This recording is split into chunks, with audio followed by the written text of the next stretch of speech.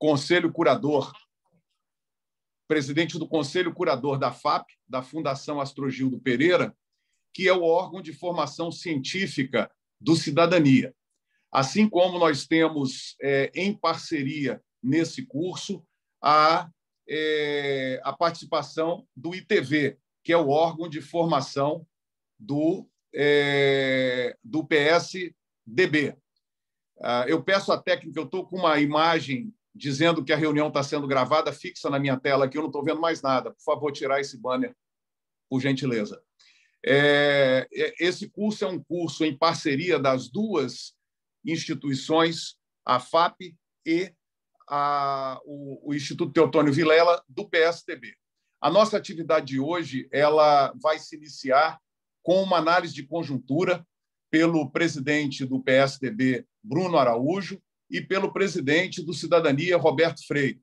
O nosso presidente Roberto Freire já está conosco, o presidente Bruno Araújo deve estar em instantes, e esse debate vai ser mediado pelo deputado federal por São Paulo e também do PSDB, Samuel Moreira. Antes de passar a palavra para o nosso mediador, eu gostaria de falar um pouco sobre as atividades do curso, do nosso curso de formação para candidatos e candidatas e suas equipes. Vou pedir o João para colocar aí na tela a nossa programação. Então, está aí. Nós estamos com uma programação que eu gostaria de lembrar a vocês, é uma programação muito rápida, o curso vai acontecer nessa semana e no início da semana que vem. Hoje nós temos a atividade de análise de conjuntura política, amanhã nós teremos a atividade parlamentar, com a discussão da natureza da atividade parlamentar.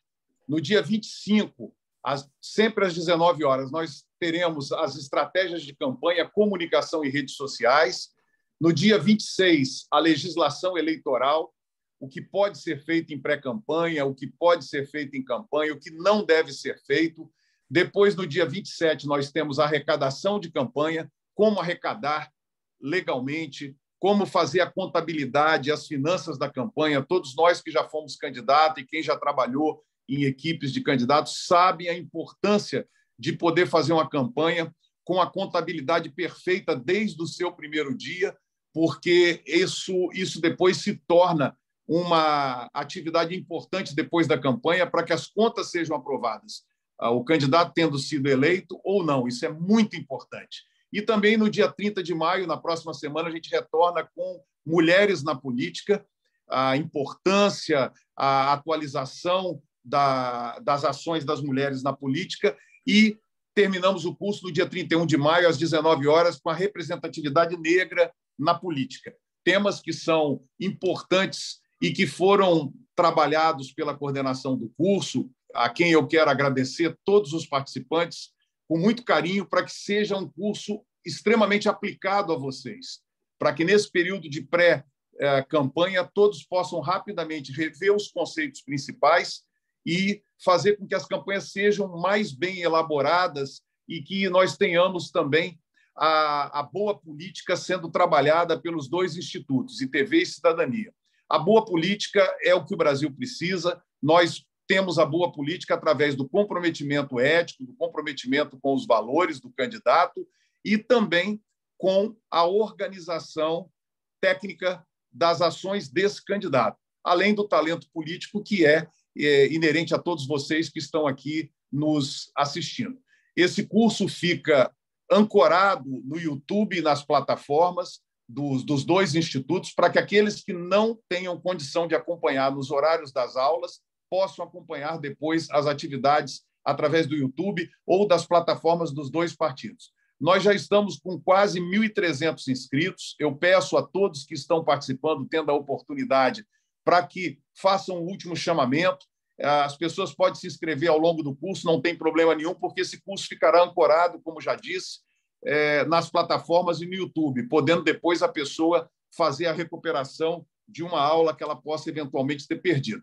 Nós estamos na sala com 240 pessoas nesse momento e eu vou passar a palavra para o nosso mediador, que vai cuidar da organização do debate. Agradecer a presença do deputado Samuel Moreira, de São Paulo, do PSDB, que gentilmente está fazendo a moderação do debate. Agradecer a presença dos dois presidentes, do presidente Roberto Freire, do Cidadania, do presidente Bruno Araújo, aqui conosco, analisando a conjuntura para todos os candidatos e suas equipes. E também lembrar que existe uma pesquisa que já foi enviada para vocês, mas vai ser enviada também para aqueles que ainda não responderam, para que possamos saber o perfil das pessoas. Acabou de entrar aí no chat da nossa aula, para que possamos saber o perfil das pessoas que estão fazendo o curso. Isso é muito importante para a melhor organização do curso e também depois para que os dois institutos possam manter toda essa turma informada e recebendo informações acerca da boa política, da atividade mais eficiente na área política. Então, nós vamos passar a palavra agora ao nosso deputado federal, Samuel Moreira, do PSDB, que vai fazer a mediação, e aos dois presidentes de partido que vão falar da análise de conjuntura. Uma aula muito importante, porque nos posiciona hoje na situação política existente no país. É isso. O João Rodrigues, do Cidadania, a partir de agora, passa a ser o apoio técnico do nosso deputado, e eu vou me juntar a todos vocês para aprender bastante aqui e acompanhar a aula do Cidadania. Sejam muito bem-vindos, todos vocês, alunos e alunas do curso para candidatos e candidatas e suas equipes, que são muito bem-vindas também, para que todos possam ter essas informações. É isso. Com a palavra, o nosso deputado Samuel Moreira, mediador dessa primeira mesa do nosso curso. Boa noite a todos. Muito obrigado, Luciano. Boa noite a todos que estão conosco nesta noite. Cumprimentar o Cidadania e o PSDB por esta iniciativa, nesse curso de formação política. Cabe a mim, então, uma mediação. Hoje, o tema ele é de análise de conjuntura política. Esse é o nosso tema de hoje. Eu quero colocar só algumas pitadas aí, evidentemente, para que o nosso presidente Roberto Freire e o nosso presidente Bruno Araújo possam, então, fazer as suas ponderações e análises e a gente possa promover um debate depois. Eu acho que já foi colocado aqui pelo Luciano, a política é uma atividade insubstituível, né? A política é de uma importância enorme, precede uma série de coisas, né? Nós, esses anos que passaram, discutimos muito a ciência, né? E por mais que haja ciência, o desenvolvimento da ciência, de novas tecnologias, a política ela precede e acaba decidindo sobre certas coisas, né? Na verdade, sobre quase tudo. O que eu quero dizer para vocês é que se tivesse um cientista que desenvolvesse uma vacina que com uma aplicação curasse, né, resolvesse o problema da doença, da Covid, ainda assim a decisão de comprar a vacina ou não é da política, é do político, né? Eu não estou defendendo a classe política. A classe política, como todas as classes, tem gente boa e gente ruim. Mas a atividade política ela é fundamental, né? A guerra na Ucrânia é uma decisão política, de um político. Como a bomba atômica, quando foi jogada em Hiroshima e Nagasaki, também foi uma decisão de um político e da política. A política, para o bem e para o mal, é uma atividade fundamental e nós devemos exercê-la na plenitude, especialmente a todos que estão aqui, candidato e suas equipes. Do ponto de vista da conjuntura, como é que se lidera, e é essa questão que eu coloco para o Roberto Freire, para o Bruno Araújo, como é que se lidera, como é que se exerce liderança num ambiente tão difícil desses tempos, né, de intolerância, individualismo, de um certo protagonismo individual através da internet, de um radicalismo, exercer liderança neste momento, né, dos candidatos, algo complexo, né, mas que deve ser exercido, perseverado, deve-se buscar o exercício da liderança para a boa política.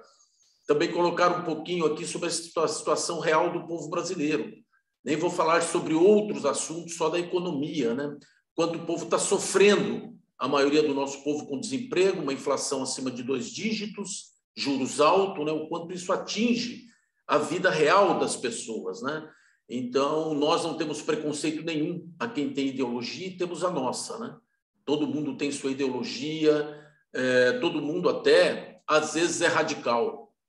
Mas talvez o político não possa se dar ao luxo de colocar acima da solução dos problemas reais das pessoas o componente ideológico, né? Ou até mesmo um certo radicalismo. Então, nós precisamos ter bastante cuidado com os problemas reais das pessoas. Às vezes, nós ficamos discutindo uma série de coisas que são importantes, devem ser discutidas simultaneamente, mas eu acho que o foco tem que estar, sobretudo, para quem governa, em cima dos problemas reais das pessoas. As pessoas estão sofrendo muito, principalmente o mais pobre, que sofre com a inflação. A inflação vem tirando todo o poder aquisitivo. O pobre só tem dinheiro, o mais pobre, para comprar alimentos, talvez para abastecer o tanque da sua moto. Essa é a situação real do povo brasileiro, com muita dificuldade. Para controlar a inflação, que passou de 2 dígitos, na verdade, o governo, agora o Banco Central, que tem autonomia, aumenta os juros. Quando aumenta os juros, desaquece a economia, porque o objetivo do Banco Central, ao subir os juros, é diminuir o consumo, né? Os juros ficam mais caros do parcelamento, da geladeira, do fogão, é diminuir o consumo para controlar a inflação. Porque quando há um consumo excessivo de determinado produto, é lógico que o preço sobe, né? Então, para controlar a inflação, aumenta os juros. Só que quando aumenta os juros, ele desaquece a economia. Principalmente porque quem tem algum dinheiro, um empresário, por exemplo, que tem R$1 milhão, vamos supor que em um ano, há um ano atrás, que os juros a 2% ganhava R$20 mil, agora, com juros de 12%, ele ganha R$120 mil no ano. Então, ele deixa o dinheiro no banco. Ele não traz o dinheiro para o setor produtivo. Então, é uma ciranda que nós estamos vivendo há muito tempo, vendo o Brasil andar de lado, né, com esse processo em que não se lutam para resolver os problemas centrais das pessoas, como a educação, mesmo o sistema de saúde, que o governo federal não trata disso. Então, eu quero, diante dessas colocações, passar por Roberto Freire, e depois para o Bruno Araújo. Não sei se o Bruno Araújo já está aqui conosco, não estou vendo ele na nossa tela, mas, em função dessas colocações, Roberto, eu queria passar a palavra, então, a você, para a gente administrar o tempo aqui por 15 minutos, e depois a gente poder responder também algumas perguntas dos nossos participantes. Com a palavra, presidente Roberto Freire. Grande abraço aí, Sérgio, Samuel, que Sérgio, o nosso grande aí companheiro de São Paulo, saudar o nosso Luciano Rezende, saudar a todos que participam conosco dessa primeira aula de um curso que tem um certo ineditismo. Nós já fizemos encontros das nossas 2 fundações há algum tempo atrás, mas nunca fizemos numa expectativa de construirmos juntos uma federação que vai participar do processo eleitoral agora de outubro como um único partido. Essa é uma nova instituição que o sistema político partidário brasileiro criou e que nós estamos aí em vias de homologar, porque já se encontra no Tribunal Superior Eleitoral, os nossos estatutos, os nossos manifestos, as nossas direções nacionais e, portanto, pronto para atuar. E já estamos atuando. Esse encontro aqui é o início dessa nossa atuação conjunta. E atuação conjunta num Brasil que, mais do que nunca, precisa se envolver com a política. Você falou da importância da política. Não há sociedade civilizada em que não tenha a política. Política é a forma de se relacionar sem que vivamos uma lei da selva, incapaz de dialogar, incapaz de construir em conjunto sociedades mais evoluídas, aonde se busque, inclusive, felicidade. Não apenas condições dignas de vida, mas também de afirmação da sua toda, vamos usar esse termo, embora com nenhum caráter religioso, a sua espiritualidade, a sua capacidade de se afirmar como ser humano e crescente nas suas aspirações. Pois bem, isso se faz através da política. E nós estamos vendo que, quando não fazemos a boa política, você começa a viver momentos como que o Brasil vive há quase 4 anos. Um governo completamente negacionista, obscurantista, um governo que podemos dizer, sem medo de errar, de corte fascista, que é o governo Bolsonaro. E contra isso, nós não estamos lutando politicamente apenas contra um governo, mas sim contra um processo que tenta impedir a continuidade das liberdades, civilizatório. Eu diria que é um governo que, pelo seu obscurantismo, flerta com a barbárie. É um desrespeito completo. E, infelizmente, há setores da sociedade que parecem gostar do desrespeito, aceitar até com prazer o desrespeito permanente e cotidiano que o Brasil vem vivendo. E tudo é culpa dos outros. E ele nunca errou. E nós precisamos enfrentar isso com clareza, de que é necessário derrotar, porque nós temos experiência histórica, a humanidade já teve momentos em que governos como esse assumiram o poder, transformaram-se em ditadura e trouxeram para a humanidade talvez os momentos mais trágicos que nós tivemos, como, por exemplo, o que aconteceu com o fascismo na década de 30 do século passado e que nos levou à hecatombe da Segunda Guerra Mundial, inclusive ao Holocausto, que é talvez o crime maior que foi cometido contra a humanidade, de se querer extinguir um grupo de pessoas com etnias iguais e com uma base da religião distinta e diferente do cristianismo ou de outra e qualquer religião dominante em setores do planeta.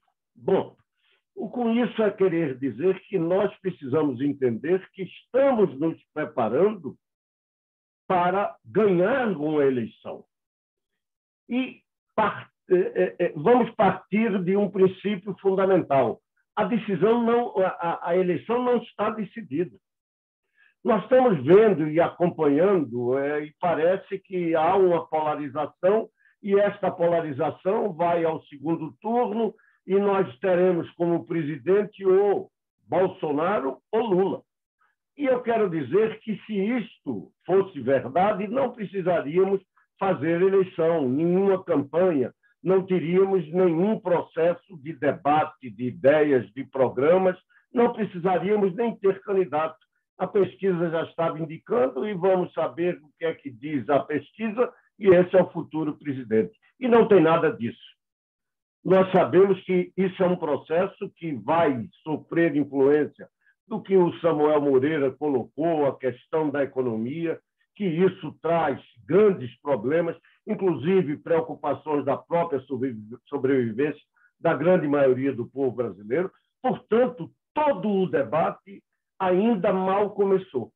Nós, inclusive, que na nossa federação, junto com outros partidos, desde o ano passado, tentando encontrar uma candidatura que representasse este campo democrático que não está nem com Bolsonaro e nem com Lula, e que pudesse construir uma unidade em torno de um candidato, de um programa comum.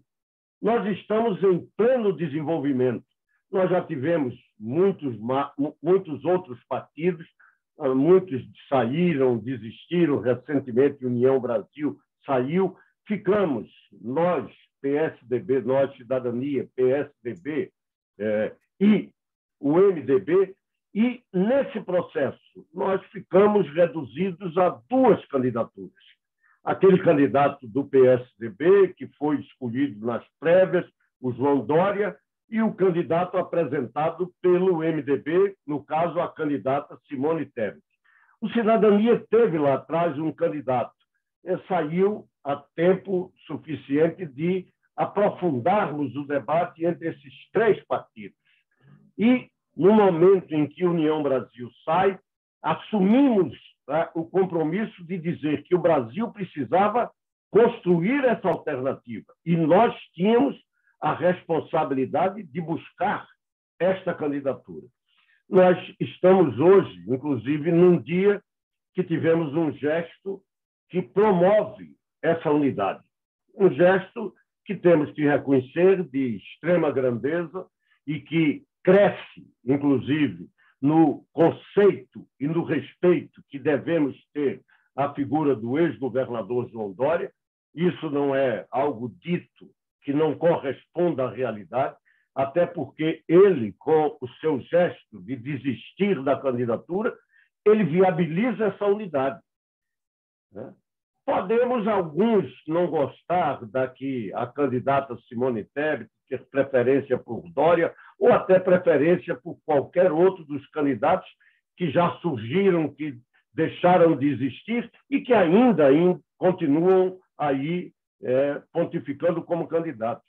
Mas o fato concreto é que nós chegamos a um consenso de buscar uma candidatura que representasse, e aí vem as questões básicas para a gente dizer, representasse nessa conjuntura uma força que tivesse como centro da sua atuação o valor universal da democracia, a plenitude das instituições republicanas, até porque isso, evidentemente, vem sendo agredida a todo momento pelo presidente Jair Bolsonaro desde o seu primeiro dia de posse, levantando processos de desconfiança das instituições democráticas, que nunca foi contestado, como é o caso das nossas urnas eletrônicas, do nosso sistema eleitoral, levanta processos contra o Supremo, não entendendo que nós estamos num momento disruptivo em que crimes cibernéticos ainda não têm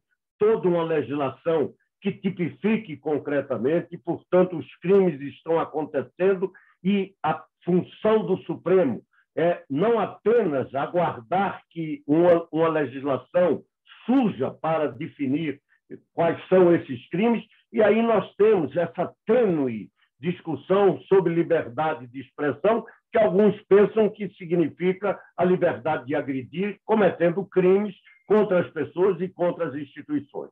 Pois bem, o que é fundamental de entender é que essa construção da unidade, a federação PSDB Cidadania, está tendo um papel fundamental. E junto com o MDB, nós temos uma chance, e eu costumo dizer que é uma segunda chance histórica de uma frente democrática, que lá atrás trouxe, na luta contra a ditadura militar, a reconquista da democracia, da nossa liberdade, porque foi a luta do MDB como grande frente democrática que englobava sociais-democratas, liberais, democratas em geral, inclusive o que nós somos hoje, reminiscências do velho Partido Comunista Brasileiro, como eu, pessoalmente, participando desde o início como fundador do MDB, esse MDB pode novamente ser instrumento desta grande frente democrática,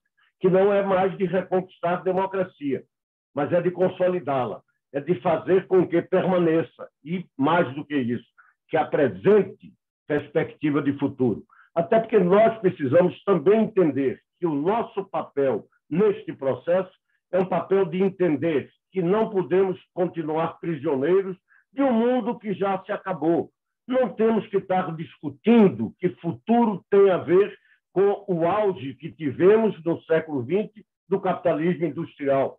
Nós estamos caminhando celeremente para uma nova sociedade, uma sociedade que se baseia em relações sociais, na própria relações de trabalho, de forma digital, em que se usa, inclusive na produção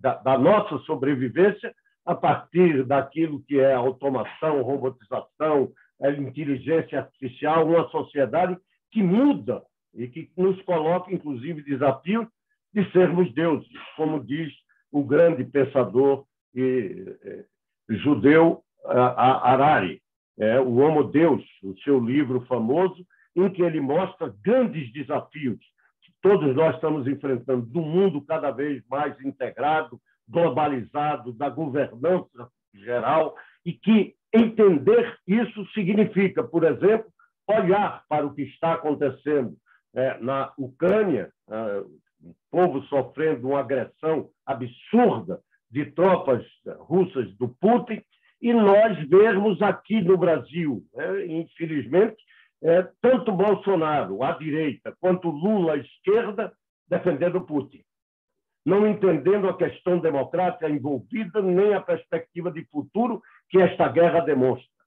É uma visão do expansionismo que foi de século XIX e começo do século XX, que não tem cabimento no século XXI alguém imaginar invadir países soberanos que não oferecem nenhum risco para nenhuma sociedade, que era o caso da Ucrânia, até porque tinha abdicado, inclusive, do arsenal nuclear da antiga União Soviética que estava no seu território e devolveu tudo à Rússia, numa demonstração concreta de um povo a favor da paz. Pois bem, mas tudo isso é para demonstrar que nós, com este encontro que estamos aqui realizando, é de dizer aos nossos candidatos, aos candidatos da federação, aqueles que vão trabalhar nessa campanha, que isso não é um problema apenas individual de cada um de nós. É necessário afirmar esta política, a política moderna que busque um encontro marcado do Brasil com o século XXI, da economia verde, da economia que busca fontes alternativas de energia que sejam renováveis, um mundo que caminha para toda uma outra realidade. E precisamos preparar o Brasil para isso. O Brasil não pode ficar tendo uma esquerda que se perde nos tempos da Guerra Fria, que pensa que uma guerra contra a Ucrânia é uma recidiva de uma luta contra o imperialismo yankee, como se Putin fosse o renascer de uma antiga União Soviética. Isto é de uma estupidez que não tem tamanho. E, ao mesmo tempo, não podemos ter um presidente da República que olhe para a Amazônia e ache que temos que fazer uma nova corrida do ouro, como se fez no final do século XIX e começo do século XX. E armem-se todos e vamos transformar o faroeste na Amazônia, não entendendo que a riqueza que o Brasil ali tem é da floresta em pé, é do carbono, que hoje passa a ser uma riqueza em todo o mundo, e o Brasil precisa se preparar para isso. E, nesse sentido, eu tenho a impressão de que nós podemos ser instrumentos desse debate no Brasil, fazendo ajornamento, um Brasil para o futuro, um Brasil de defesa da democracia como valor universal e uma federação que tenha a capacidade de, junto com o MDB, oferecer uma alternativa. Quero dizer que nós, do Cidadania, vemos como um grande papel a ser desempenhado pela candidata do MDB no momento em que não temos a candidatura mais do Dória, que seria a discussão que teríamos que fazer. Temos a Tebet, e eu acho que a Simone Tebet pode bem representar toda essa visão moderna, essa visão avançada, essa visão que pode, todos vocês, nos levar a um Brasil que seja mais igual e mais desenvolvido. Essa é a tarefa de todos nós, principalmente de vocês, candidatos, que vão nos representar. Entender da política, participar dessa política, saber que nós temos uma visão que não corresponde a nenhuma dessa polarização, que é nefasta para o Brasil, porque é atrasada, porque tem compromisso com o retrocesso e não com o futuro. Está na mão de vocês e saibam que vocês, com esse encontro, com esse curso de formação, vocês estão se preparando para exercer um papel de cidadania de uma federação que tem muito a ver com a refundação de uma social-democracia, de um liberalismo progressista e com preocupações sociais, e ambientalistas, que tem o seu compromisso com essa nova economia, a economia que sustentará o nosso planeta. A todos vocês, um bom curso, estamos aqui à disposição para debater, e saibam que eu estou entusiasmado com esse processo de federação que nós estamos construindo, nós do Cidadania, junto com o Partido da Social-Democracia Brasileira. Obrigado, Roberto. Roberto, muito obrigado. Só para reforçar que as perguntas podem ser feitas pelo chat. Pois não, João? Exatamente. Muito obrigado, presidente Roberto Freire, presidente do Cidadania 23. Tivemos um imprevisto, né? Hoje é um dia muito complicado aqui em Brasília, com o presidente Bruno Araújo, mas o Samuel, nosso deputado aí, ele vai conduzir aqui as perguntas e fazer uma pequena fala também aqui em nome do PSDB, ele que é da Executiva Nacional do PSDB, ele é deputado federal por 2 mandatos, é membro titular da Comissão de Constituição e Justiça da Câmara, a CCJ, ele foi relator também da reforma da Previdência e vice-presidente da CPI dos fundos de pensão. Ele foi chefe da Casa Civil no governo de São Paulo e é um dos parlamentares aí, mais atuantes, também tendo sido presidente da Assembleia de São Paulo. Samuel está fazendo a mediação, mas também a gente queria ouvir a sua opinião aí, Samuel, sobre essa conjuntura política. O que o PSDB está pensando de tudo isso? Bom, olha, eu vou procurar, então, colocar alguns pontos aqui da minha opinião. Eu acredito, estava dando uma olhada, o PSDB tem que ter um papel partidário muito forte nesse processo, né? Lógico, com as alianças, com a Federação de Cidadania.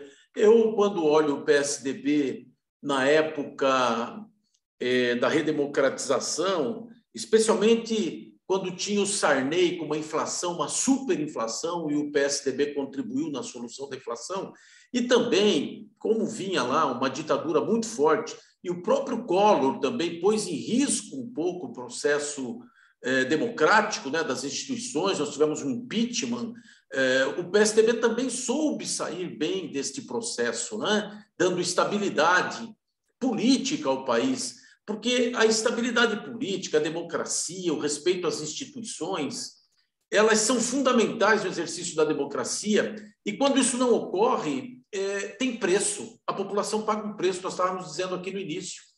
Esse processo que hoje a gente assiste do Executivo e do Judiciário, por exemplo, né? Os ministros do Judiciário brigando, o Executivo xingando, não importa de quem é a culpa, o que importa é que isso tem um preço.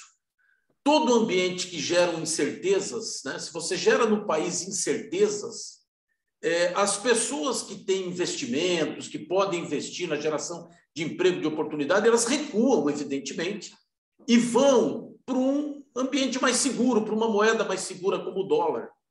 E quando o dólar sobe, ou quando ele não baixa, né, quando o dólar fica sendo procurado, o que ocorre?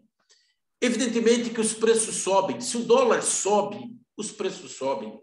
Veja que hoje nós temos muitos produtos cotados em dólar, o petróleo, os fertilizantes, então o preço do alimento, né, o preço do combustível, vai encher lá o tanque da moto, custa, isso tem preço. Quem paga esse preço da crise institucional é o povo, somos nós, especialmente o povo mais pobre, porque a inflação corrói o mais pobre. Ele só tem dinheiro para comprar alimentos e pôr gasolina no tanque da sua moto, ele não tem dinheiro para outra coisa. O sofrimento. E é aquilo que eu disse, vejam que de 7 de setembro para cá, quando o Bolsonaro subiu naquele palanque e passou a tirar no Supremo, foi em 7 de setembro, a inflação foi subindo. Subindo. Isso tem preço, o povo que está pagando. Então, ele ganha de um lado, né, com aquele núcleo dele, raiz, que ele chama, mas ele perde na sociedade muito, no povo brasileiro, que paga essa conta com certeza. Além disso, o próprio equilíbrio das contas, né? Eu não vou nem falar nem dos juros, porque para controlar a inflação, eu já disse aqui no começo, o Banco Central aumenta os juros. Aumenta os juros, desaquece a economia, vocês conhecem toda essa história. Então, esses desafios que o PSDB encontrou lá atrás, há 20 anos praticamente, há mais de 20 anos, quase 30 anos, o PSDB encontrou isso em 94 com a eleição do Fernando Henrique. Soube conduzir de uma forma adequada. E, sobretudo, o equilíbrio das contas públicas, porque responsabilidade fiscal parece uma fala, parece palavras ao vento, né? Responsabilidade fiscal, uma palavra bonita, coisa de tucano, né? Responsabilidade fiscal, não, isso é só equilíbrio das contas. Quando você equilibra as contas, chama-se orçamento. Você tem uma conta equilibrada, mesmo na vida pessoal. E na vida pessoal não é fácil, porque às vezes você anda com as contas equilibradas, alguém vem e bate no seu carro e você passa a ter uma despesa extra. A vida é dura. Você imagina um governo que não anda com as contas equilibradas e aí vem, de repente, uma pandemia. Você imagina o quanto custa isso para um governo que não anda. E nós estamos com déficit primário, ou seja, o Brasil está gastando mais, o governo brasileiro, do que arrecada, há 9 anos consecutivos. Não é coisa só de agora, não. São 9 anos consecutivos com déficit primário, gastando mais do que arrecada. Todos esses ambientes são ambientes incertos. É um país que não equilibra suas contas. Isso também tem custo. Essas incertezas fazem com que os investimentos não sejam investimentos fortes, de longo prazo. Quando você anda com a conta equilibrada, você obtém juros, crédito e juros mais baixos. Você obtém crédito com juros de longo prazo. É governar, é manter as contas. O equilíbrio das contas é só uma ferramenta. O equilíbrio das contas não é um fim em si só. Não é uma coisa que você busca como objetivo e ponto. Não, é uma ferramenta para você poder investir mais. Fazer mais investimento, investir mais no social, governar mais. Né? E o Brasil não consegue resolver esses problemas. E agora pondo em risco, inclusive, o próprio ambiente democrático. Eu queria colocar só esses fatores para dizer para vocês que eu tenho uma visão. Eu acho que eleitoralmente pode ter uma polarização entre Bolsonaro e Lula. Mas eu acho que essa polarização ela não é a polarização real. A polarização real é que hoje tem o bolsonarismo e o antibolsonarismo. O que está ocorrendo é que o Lula preencheu esse espaço do antibolsonarismo. Como há 4 anos atrás, o Bolsonaro preencheu o antipetismo. Porque quem governa, governa. E os outros que não concordam são loucos para substituir o governo. O problema é quem está ali pronto para substituir. E nós não nos apresentamos. Nós não conseguimos sair da fulanização. Ao invés de nós termos um projeto, uma proposta, uma saída para o país, nós ficamos discutindo pessoas. Enquanto os partidos podem ter um papel central na apresentação realmente de uma proposta para o país, clara. Lógico, eleições, ela tem que se personalizar em alguém. Mas não surgiu ainda esse alguém capaz de personalizar uma proposta real para o país, que fale da vida das pessoas e mostre como resolver o problema da vida das pessoas. Então, o bolsonarismo está aí como uma corrente clara. E o que surgiu no antibolsonarismo? O PT, que já saiu quando foi preenchido pelo próprio Bolsonaro o antipetismo. Na verdade, o país continua dividido. Dividido porque eles já dividiram o país lá atrás, já substituíram o PT por conta de que eles dividiam o país e agora o bolsonarismo divide o país do mesmo jeito e nós não conseguimos apresentar uma alternativa clara e capaz de superar esse momento. Eu ainda acredito, como disse o Roberto Freire, o jogo não está jogado. Eleição, aqui tem muitos candidatos, quero cumprimentá-los. Só não tem chance.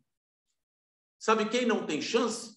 Quem não é candidato. Quem não é candidato não tem chance nenhuma, não é candidato.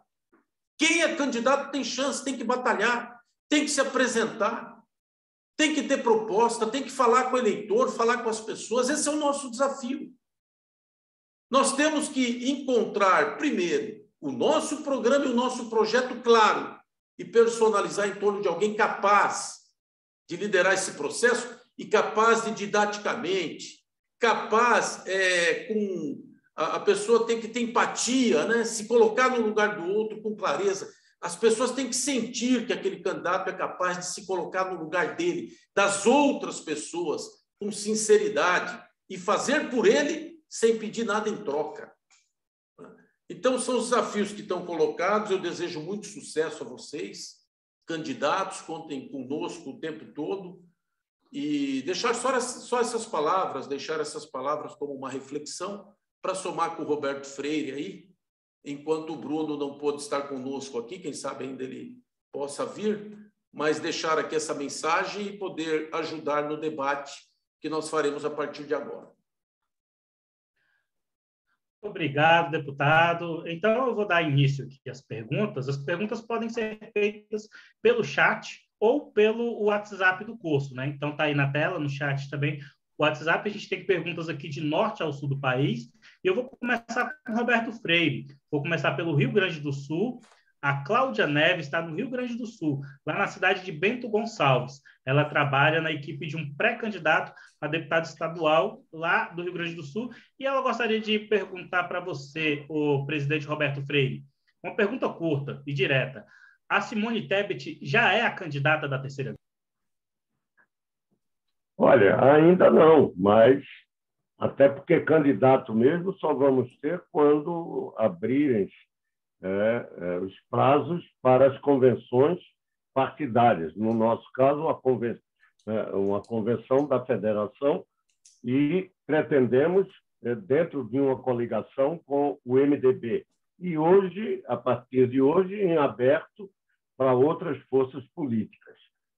O que eu posso dizer é que houve um consenso, até mesmo antes da desistência do ex-governador João Dória, um consenso entre os presidentes e algumas lideranças e dirigentes do PSDB, do MDB e do Cidadania. Esse encontro, inclusive, foi realizado na nova sede do partido, do nosso partido Cidadania aqui em Brasília, e o consenso era de que indicaríamos às direções do partido o nome da Simone Tebet como aquela que melhor poderia representar a nossa coligação. Então, não há ainda essa decisão, mas há um indicativo para que a candidata seja a Simone Tebet, a candidata que interpretará os anseios e o programa comum que nós precisamos construir do PSDB, MDB e Cidadania. Obrigado, Roberto. Eu vou passar a palavra agora para o Samuel. A gente tem uma pergunta também aqui ligada diretamente ao PSDB. Hoje foi um dia de muitas notícias relacionadas ao PSDB, e a gente tem a participação aqui do Rivaldo Soares, ele que está na Paraíba, e ele gostaria de saber, Samuel, a pergunta aqui, como que o PSDB recebeu essa renúncia do Dória? Já era esperado? É um ato de grandeza ou foi um recuo tático? Não, evidentemente que, do ponto de vista de hoje, foi uma surpresa, né? Não esperava-se que a conclusão fosse hoje. Não esperava-se isso. De qualquer forma, o que nós temos é que seguir a vida, né? O PSDB tem que ter a capacidade aí de resolver os seus problemas, e especialmente resolver a partir do diálogo e do entendimento. A funcionalidade da política, o que torna a política funcional, o que faz funcionar a atividade política é o entendimento. O radicalismo, o personalismo, ele não coopera. O individualismo não traz cooperação. Nós temos um partido, tem que ter cooperação por conta de que é uma ferramenta coletiva de ação. O Brasil tem que estar em primeiro lugar, as questões nacionais. A fulanização, personalismo, ele não deve ser colocado como a prioridade nas decisões. Eu acho que é um entendimento. Eu não participei da reunião hoje com o João Dória, não sei que tipo de entendimento, qual foi o diálogo.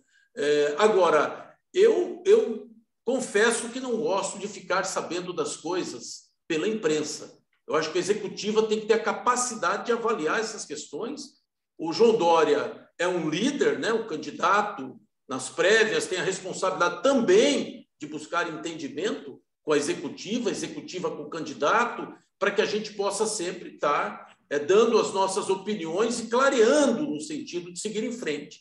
Eu acho que o PSDB ele tem cometido alguns erros nesse processo de debater as coisas pela imprensa, de comunicar as coisas pela imprensa. Eu acho uma falha que eu espero que seja corrigida em breve, que o PSDB possa estar debatendo os próximos passos na sua própria executiva, na sua direção partidária, evidentemente em conjunto com a terceira via, que são os outros partidos que, desde o começo, a executiva já delegou ao Bruno essa condição de conversar o tempo todo com os partidos da terceira via, com a delegação do próprio João Dória também, de estar conversando com a terceira via.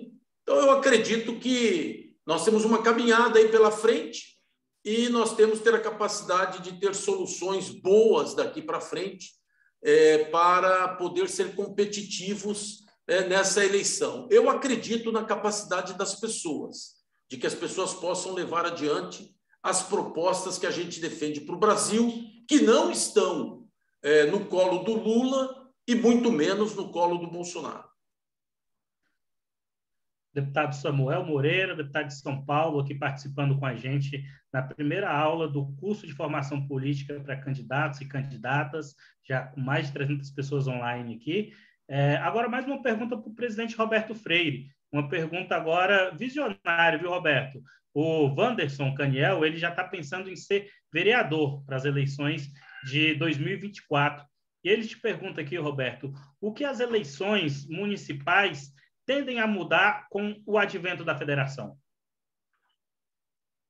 Olha, apenas nos transformarmos num dos maiores partidos do Brasil.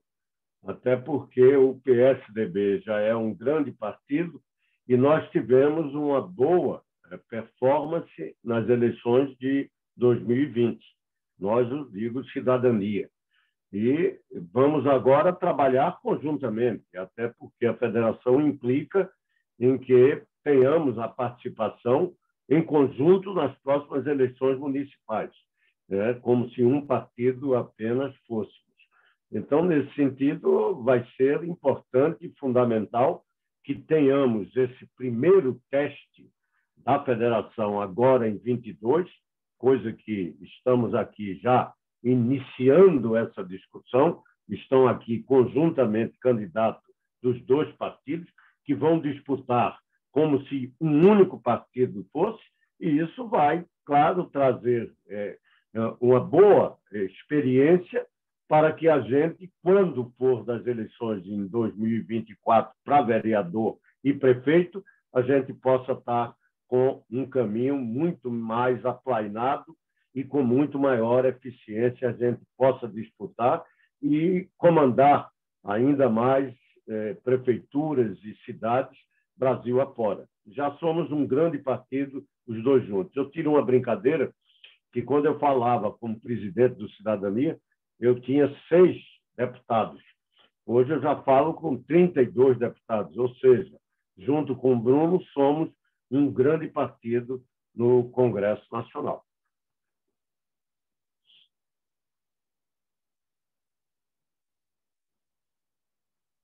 Não estou sem som, não estou ouvindo, hein? Não, obrigado, Roberto, te agradecer. Aí, falando agora, passando a palavra de volta para o Samuel, né, nesse bate-bola que a gente está fazendo aqui das perguntas do chat. Lembrando que as perguntas também podem ser feitas pelo WhatsApp do curso, lá com o Danilo, que está nos mandando aqui em tempo real as perguntas pelo WhatsApp e também aqui pelo chat. Eu vou responder perguntar mais uma aqui do chat, lá do PSDB de Amazonas, viu, Samuel? É do Alex Uchoa. O Alex Uchoa, ele pergunta o seguinte: com a saída do João Dória, há uma possibilidade de o PSDB ter um vice nessa eleição? A pergunta do Alex Uchoa, do PSDB do Amazonas. Alex, eu acho que as possibilidades estão abertas, né? Agora tem várias possibilidades, né? Eu acho que mesmo o João Dória ainda não foi... Eu não senti tanta certeza de que ele não será candidato a nada. Ele O que eu tenho visto na televisão é que ele deixou de ser candidato a presidente. Não sei se ele será candidato a alguma outra coisa ou não. Nós ainda não entendemos esse processo, esse debate ainda não foi feito internamente. Agora, a candidatura à presidência da República fica aberta, ao meu entender, para se discutir com a terceira via, um debate, e o PSDB deve buscar uma alternativa para fazer parte desse debate, um outro nome. Não tem ainda necessariamente um nome, mas eu acho que o debate fica aberto e as possibilidades são várias, não descartaria nenhuma. O que mais nos preocupa é o programa e o tempo da decisão do nome do PSDB, né? Ou do apoio a Simone Tebet, que também é um caminho. Muito obrigado, Samuel. Vou voltar mais uma pergunta aqui para o Roberto. A gente tem a participação agora da advogada Juliana Felipe. A Juliana Felipe, ela é advogada, mestre em ciência política também, e ela é da equipe de uma deputada distrital aqui de Brasília, que é a deputada, a pré-candidata, né? A deputada distrital é a Ieda. E a pergunta da Juliana é a seguinte, Roberto, ela gostaria de perguntar como que funcionará esse impacto da federação, pode impactar para as eleições a deputados federais e também distritais, aqui no caso da candidatura da deputada dela no Distrito Federal. Olha, impacta muito positivamente, né? Você teria dificuldade, e não só nós do Cidadania, mas também o PSDB em alguns estados da federação, de construir uma boa nominata para a disputa proporcional de deputado federal ou deputado estadual. Com a federação, nós tivemos facilitado isso. Eu dou um exemplo bem concreto. Nós tínhamos uma grande preocupação, e o nosso candidato, o nosso líder no Pará, o ex-deputado Arnaldo Jordi, ele tinha, e tinha, todos nós sabíamos, tremendas dificuldades de organizar uma nominata, por conta da própria dificuldade de quem sempre trabalhou em coligação, quando era permitida a coligação nas proporcionais. E com a aliança formalizada na federação, nós tivemos a condição de fazer uma boa nominata. Ou seja, vamos disputar bem a eleição no Pará, que é um colégio dos maiores colégios eleitorais do norte do país. Então, isso se reflete Brasil afora. Nós ampliamos a nossa presença, não apenas o Cidadania, mas o PSDB, na disputa proporcional em vários estados brasileiros, e isso vai ser muito bom porque a possibilidade é de que tenhamos mais deputados do que tivemos na legislatura anterior, os dois partidos juntos. Então, isso é um impacto muito positivo. Isso vai se refletir também nas assembleias legislativas e na Câmara Distrital aqui em Brasília. Obrigado, Roberto. Só para registrar aqui a participação correta da Juliana, ela é assessora da pré-candidata a deputada distrital Yara Prado. Então, feita essa retificação, eu volto a palavra ao nosso deputado Samuel, que a gente tem mais uma participação do PSDB, vendo lá de Recife agora. A Cristiane Zil, ela é candidata lá em Recife, e ela pergunta, Samuel, qual o projeto para comover a população e vencer as artimanhas de Lula e Bolsonaro? Bom, Cristiane, eu falei um pouco sobre a questão da economia, né? Eu acho que poucas medidas resolveriam, né? As reformas, por exemplo, administrativa, tudo isso ajudaria você a ter um ambiente econômico melhor, mais confiável, mais previsível e mais seguro para os investidores, por exemplo, que geram oportunidades de empregos, né? E para as contas públicas, isso sempre é muito importante, a reforma administrativa, você poder fazer a reforma tributária e criar um ambiente de negócios melhor. O Brasil é muito complicado. Para você abrir uma empresa, são tantos impostos que você fica até preocupado de pagar tudo corretamente. Um dia chegar algum fiscal e lembrar que você esqueceu de algum imposto, porque na cadeia própria, na cadeia produtiva, né, os mecanismos de substituição tributária, é tão complexo que as pessoas ficam com medo de abrir uma empresa. O Brasil é muito difícil para investidor. É preciso simplificar tudo isso, as relações internacionais precisam melhorar. O país é um país gigante, que poderia ter relações internacionais muito fortes, né? Você vê que o agronegócio se supera, até porque tem pouca participação do Estado. Foi crescendo, né? E foi tomando riscos, né? E foi mudando, migrando de lugares. É uma atividade muito interessante, né? As outras têm mais dificuldades. O governo poderia até ajudar mais nas relações internacionais, mas abrir mais, inclusive, o mercado. Mas eu vou te dar um exemplo, Cristiano, e vamos pegar o sistema educacional brasileiro. Como é que pode, no Saresp, agora, né, do ano passado, os indicadores mostrarem que 60% dos nossos jovens do ensino médio, 60% do ensino médio, né, na minha época, terceiro colegial, não sabem fazer as contas elementares, somar, multiplicar, dividir, subtrair. Isso não é culpa do estudante. Isso é falta, ausência de um programa de educação nacional, de liderança, de ministros, né, que tenham isso como um processo fundamental que envolva pais, que envolva alunos, que envolva professores, ministro da educação capaz de desenvolver um programa que você consiga fazer com que o aluno aprenda mais. Como é que pode que saia um jovem que não consegue interpretar um texto? Olha o preço que nós estamos pagando. E isso reflete na produtividade da pessoa. A pessoa produz menos na condição de adulto quando ela tem um ensino infantil, ensino fundamental e médio ruim. Nós estamos falando de um período curto, talvez de 10 anos, para que a pessoa possa ter um ensino melhor. E, evidentemente, uma produtividade maior, porque um país não é feito só de doutor. Um país é feito de garçom, um país é feito de pedreiro, um país é feito de carpinteiro, um país é feito de frentista, né? E essas pessoas, quando elas aprendem melhor, nós estamos falando do ensino básico e fundamental, elas vão produzir mais. Um pedreiro que faz um serviço em 30 dias que ele podia fazer em 15, ele está ganhando a metade. Então, a renda cai quando o sistema educacional é fraco como o nosso. E você imagina na pandemia, com os mais pobres, que são a maioria desse país, que não tem internet, não tem conexão, não tem celular. Estão aprendendo o quê? E o que é que se fala nesse Brasil sobre o sistema educacional? Nós estamos no 5º ministro.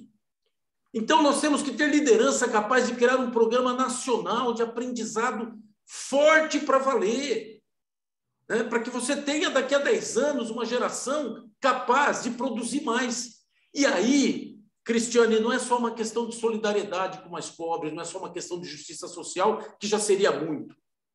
É você incluí-los no sistema de aprendizado para que o país cresça. Porque se a produtividade deles aumenta, é bom para todos nós. A renda média do país aumenta.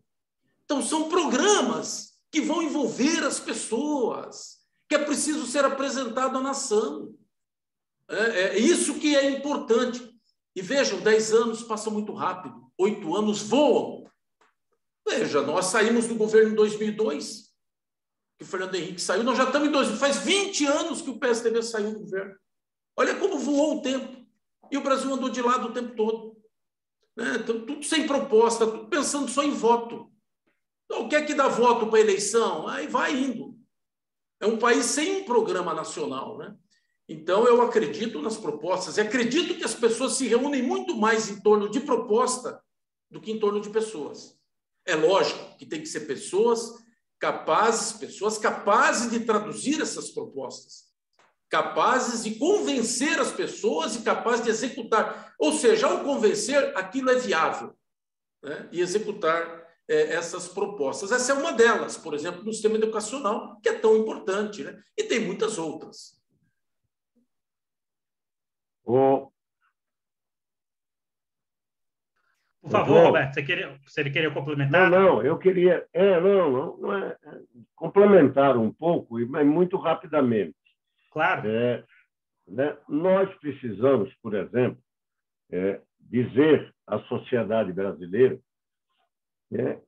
que nós somos uma das sociedades no mundo todo das mais injustas e perversamente desiguais. Nós, há muito tempo, não conseguimos construir uma sociedade, as reformas, sejam elas quais forem, que construísse um país menos desigual. Que não tivéssemos essa tremendo absurdo de você ter, por exemplo, desculpem a expressão, mais de 100 milhões de brasileiros pisando em excremento, porque não tem saneamento básico.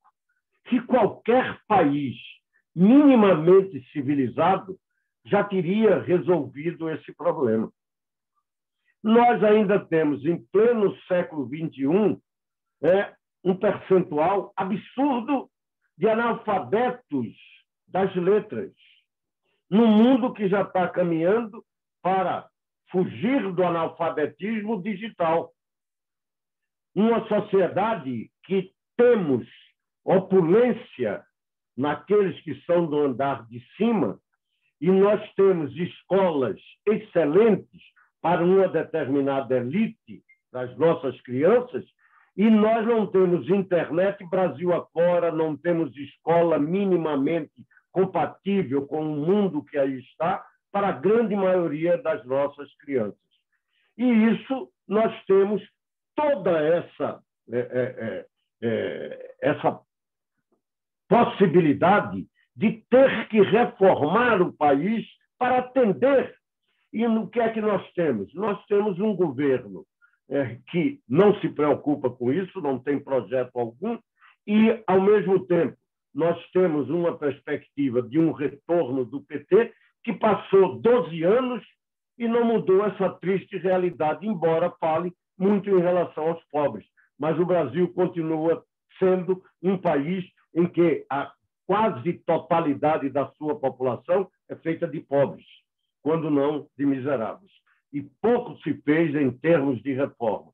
Nós precisamos representar isso. E, ao mesmo tempo, dizer que isso terá que ser feito superando esse clima de ódio que se instalou, que divide as famílias brasileiras como se fosse uma disputa, nós contra eles, criada lá atrás, e que é isso que vai resolver o problema para o futuro. Não é. Somos uma terceira via que busca reformar o Estado brasileiro para ver se a gente começa um caminho de diminuir desigualdades e criar uma sociedade mais justa. Obrigado, Roberto. Eu vou continuar com você aqui, Roberto, que eu tenho mais uma pergunta aqui, e o Samuel responde a próxima, e explicar também para os nossos alunos. A gente está com mais de 80 perguntas aqui no chat, no WhatsApp. Infelizmente, a gente, por questões do horário, não vamos conseguir responder todas nesse momento, mas a gente vai encaminhar para respostas futuras. O curso continua até semana que vem, temos o contato de vocês e vamos respondendo aos poucos. Hoje aqui, o tema da aula é conjuntura política nacional.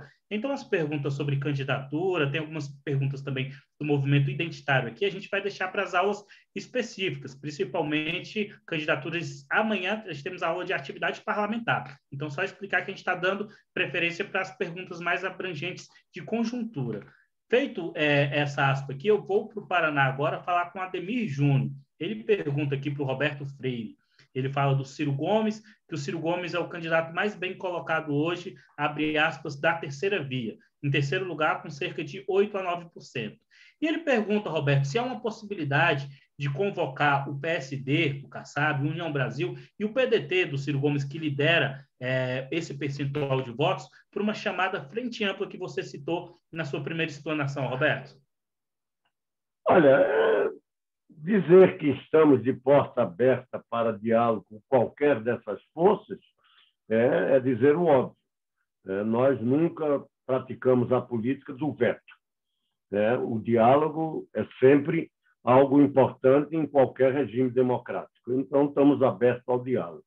Agora, nós precisamos entender que não estamos nem com Ciro e nem com Bivar ou qualquer dos outros candidatos em função também de uma visão de mundo e concepção do que é o projeto para o Brasil.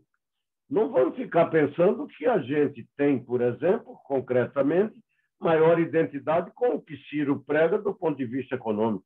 Nós achamos que ele é tão prisioneiro do passado nesta visão de economia quanto o PT. Eles são ainda de uma economia estatizada, de uma visão de nacionalismo, de desenvolvimentismo interno, com fronteiras, não são abertos para esse mundo das cadeias produtivas globais, que é uma outra economia. Tem dificuldade de discutirmos, por exemplo, que petróleo não pode ser perspectivas de futuro, até porque a economia começa a buscar fontes de energia renováveis e não dos combustíveis fósseis.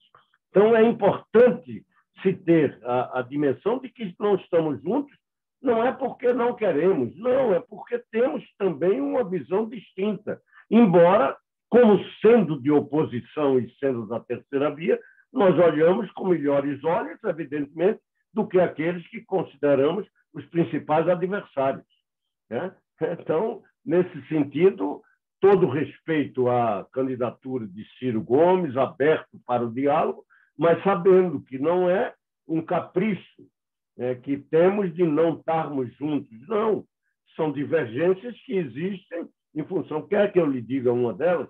Por exemplo, aconteceu, e todos acompanharam, o nosso Samuel Moreira foi relator da reforma da Previdência. O Cidadania, desde o velho PCB, é a favor da reforma da Previdência. Nós votamos a favor de todos os projetos apresentados por Fernando Henrique, por Lula, por Dilma, por Temer e por Bolsonaro agora. Por quê? Porque a reforma da Previdência tem que ser feita, porque a crise está instalada. Não vamos falar sobre isso, detalhes, mas é só para demonstrar. Enquanto o PDT e Ciro são contra. Votaram contra todas essas reformas. Chegaram a votar contra, inclusive, quando estavam no governo Lula. Quem aprovou a reforma no governo Lula foi parte do PT, a maioria, mas teve dissidências. Lembrem-se das dissidências que formaram, inclusive, o PSOL, Heloísa Helena e outros. Pois bem, foi aprovado com o voto do PSDB e nós, do PPS, também estávamos lá. Então, é só para dizer que esse embate que acontece não é um problema de idiosincrasia pessoal ou isso, não. É uma discussão política. Nós estamos juntando aqueles que são a favor da reforma, que votaram pela reforma, que por exemplo, não apoia ditadura alguma, seja de qual for a ideologia. Qualquer ditadura é abjeta. Isso é um princípio básico que nos une. Então, é isso que a gente está colocando. Isso, por exemplo, junto do PT e das forças que estão lá, eles continuam ainda, quando a ditadura aí vamos botar entre aspas, é de esquerda, eles apoiam. Então, isso é inconcebível uma esquerda, em pleno século XXI, apoiar qualquer regime ditatorial. Não contem conosco. Então, isso nos divide. Acho que respondi, mas todo respeito àqueles que estão lutando contra o governo atual, que precisa ser derrotado. Ok, já encaminhando aqui para o final, eu vou fazer a última pergunta que chegou aqui pelo WhatsApp da Fundação para o nosso deputado Samuel Moreira, que está aqui representando o PSDB. Samuel, chegou uma pergunta aqui da Érica Santos, ela que é sua conterrânea de São Paulo, capital, pré-candidata a deputada federal por São Paulo, pelo PSDB. A Érica Santos queria saber se, com a desistência do Dória, há a possibilidade de convocação do Ciro para a convocação da terceira via. O Roberto deu a opinião do Cidadania, a gente queria te ouvir também aqui para responder a Érica nesse sentido. Olha, nós estamos aqui falando o tempo todo de propostas, né? de propostas que possam ser construídas em conjunto com outros partidos. Há algo em comum, né? Que é vencer o governo Bolsonaro? Entre os partidos que estão na terceira via. E parece-me que o Ciro também comunga dessa visão. Mas, como disse o Roberto Freire, há divergências profundas do ponto de vista de visão de mundo e mesmo de visão de país com relação ao Ciro. O Ciro poderia vir a somar, sim, porque tem que ser visões diferentes para que se haja uma soma.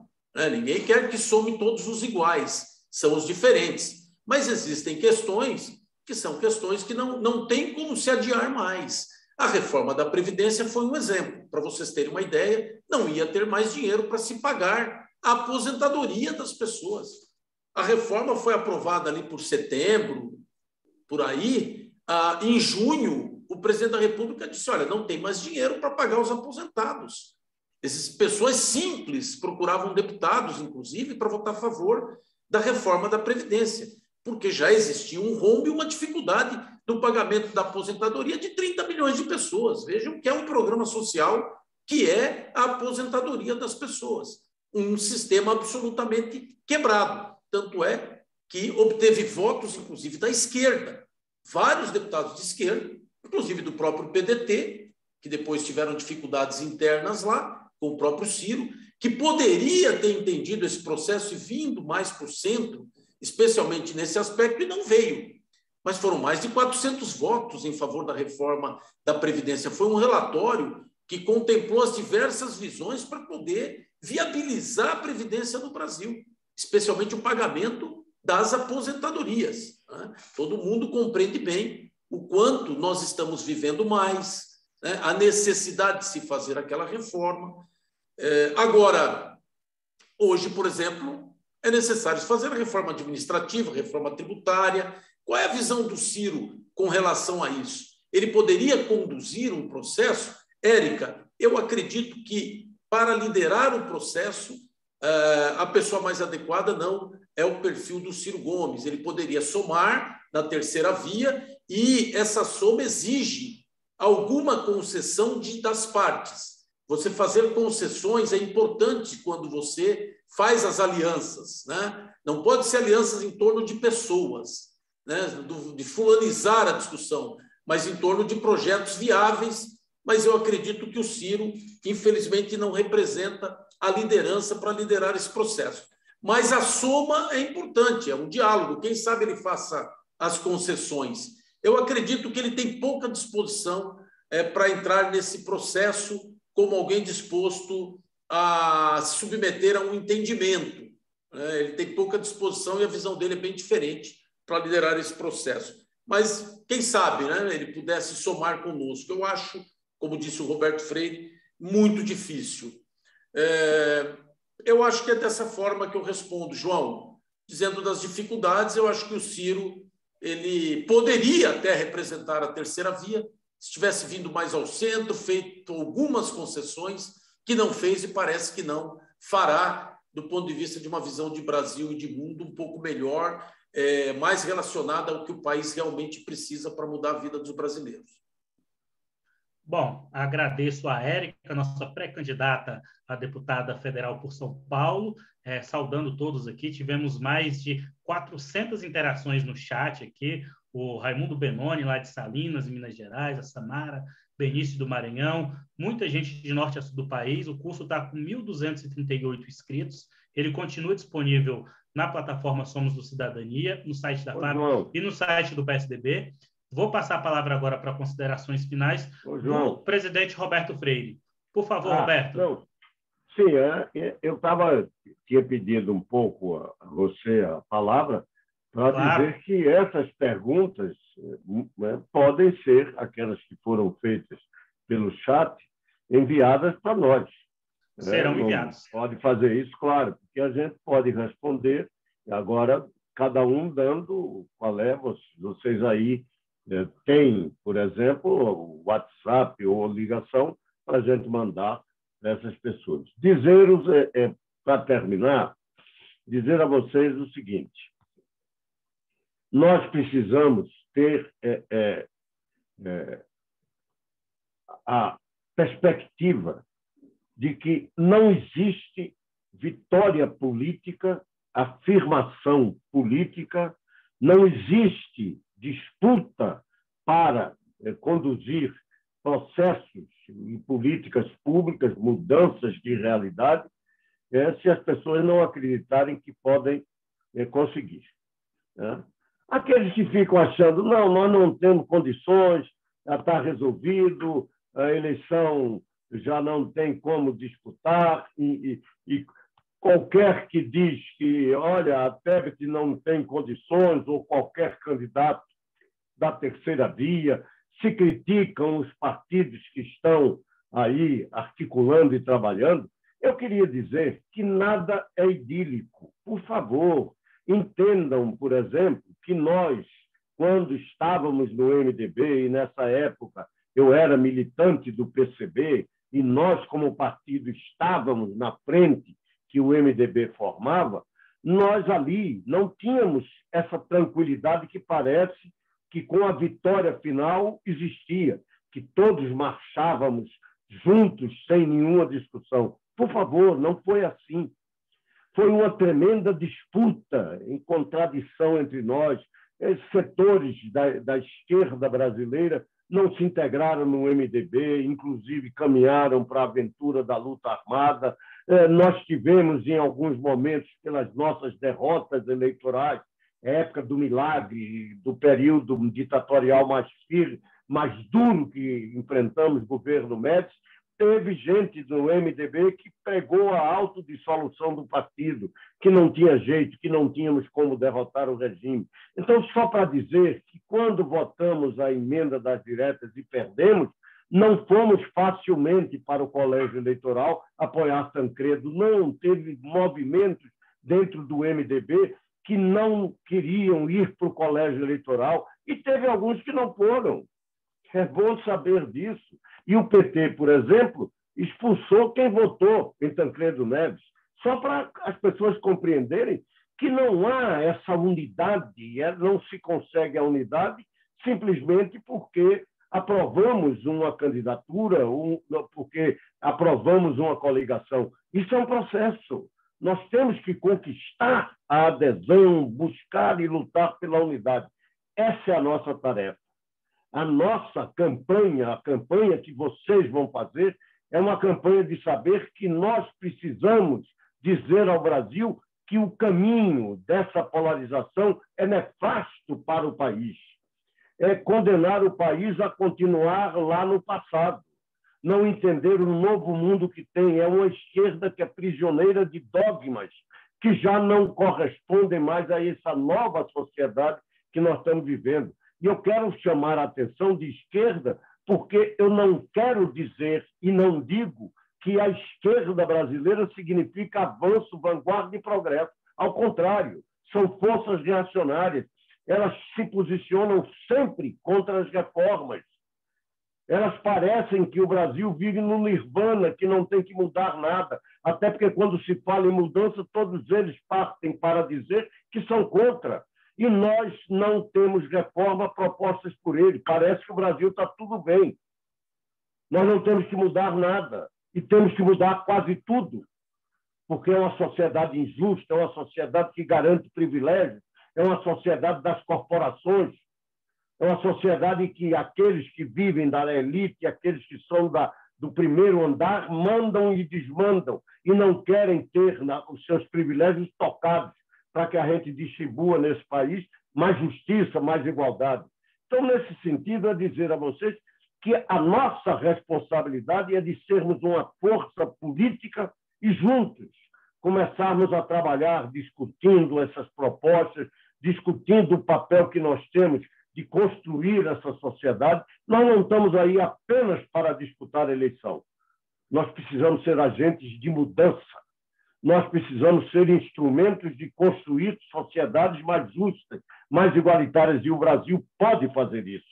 E esse é o nosso desafio. Dizer a vocês que eu confio nessa nossa luta e estamos juntos. Muito obrigado, presidente Roberto Freire, presidente do Cidadania 23. Para as considerações finais agora, eu passo a palavra do Samuel Moreira, nosso deputado. Olha, eu quero fazer das palavras do Roberto Freire as minhas palavras. desejar muito sucesso a vocês. Nós precisamos de vocês, o Brasil precisa de vocês. Nós não vamos jogar a toalha. Nós vamos no primeiro turno com o nosso candidato, com as nossas propostas claras, com o candidato de uma outra via, de uma alternativa para o que está ocorrendo no Brasil. E segundo turno é outro problema, é outra eleição. Aí vamos discutir o que tiver que ser discutido no segundo turno. Novos programas de governo, concessões para poder ter um programa de governo mais adequado à realidade do Brasil. Agora, no primeiro turno, nós vamos com cidadania, vamos construir com o MDB, sim, vamos buscar ter uma candidatura robusta, mais forte, que deve ser debatida e deve aproveitar todos os recursos que os partidos do centro possam ter para enfrentar este momento. Tem tempo, temos 4 meses, mais de 4 meses pela frente. O jogo não está jogado, eleição cada uma é uma eleição. Lógico, nós estamos assistindo um momento difícil, mas nós acreditamos que há de haver um candidato capaz de personalizar as nossas propostas e ter propostas claras para o país. Então, não vamos jogar a toalha. Muito sucesso a todos vocês. Vamos em frente, contem conosco. Muito obrigado a todos. Foi um prazer estar com vocês aqui. E, olha, um abraço a todos vocês e muito sucesso a todos os nossos candidatos. Muito obrigado. Obrigado, deputado Samuel. Para fazer o encerramento oficial aqui da nossa primeira aula, eu vou passar a palavra para o presidente do Conselho Curador da FAP, ex-prefeito de Vitória, o médico Luciano Rezende. Bom, pessoal, vocês não têm ideia a alegria que nós, da coordenação do curso, tanto da FAP quanto do ITV, tivemos com a inscrição que já está beirando 1.300 inscrições em todo o Brasil. Isso significa para nós uma vontade de quem está envolvido com as eleições no Cidadania e no PSDB, no caso, de se capacitar. Não existe boa política sem capacitação. Não existe boa política sem técnica de gestão. As aulas do curso vão versar sobre temas importantes que formam os candidatos e suas equipes já na campanha. A próxima aula, amanhã, às 19 horas, será sobre atividade parlamentar. Nós teremos detalhamento de como funciona a atividade parlamentar por várias pessoas extremamente experientes. O deputado federal Rubens Bueno, do Paraná, do Cidadania, a senadora do Maranhão, Elisiane Gama, do Cidadania, e o mediador será o deputado federal Carlos Sampaio, do PSDB. Então, até amanhã, às 19 horas, aproveito para pedir a todos os candidatos, candidatas e suas equipes que estão participando do curso para convidarem mais pessoas.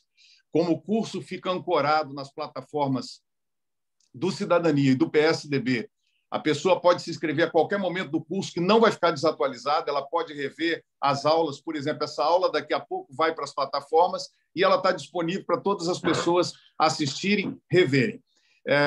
Então, isso é uma informação importante. A outra informação é para que vocês respondam às pesquisas, porque isso vai ajudar a nossa organização a entender com quem que nós estamos dialogando, entender melhor, e com isso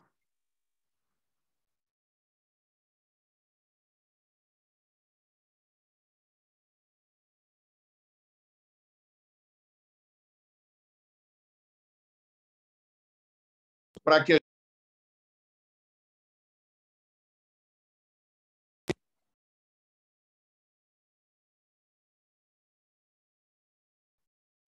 Voltou? Voltou. Probleminha no áudio com o Luciano Rezende, mas já restabeleceu.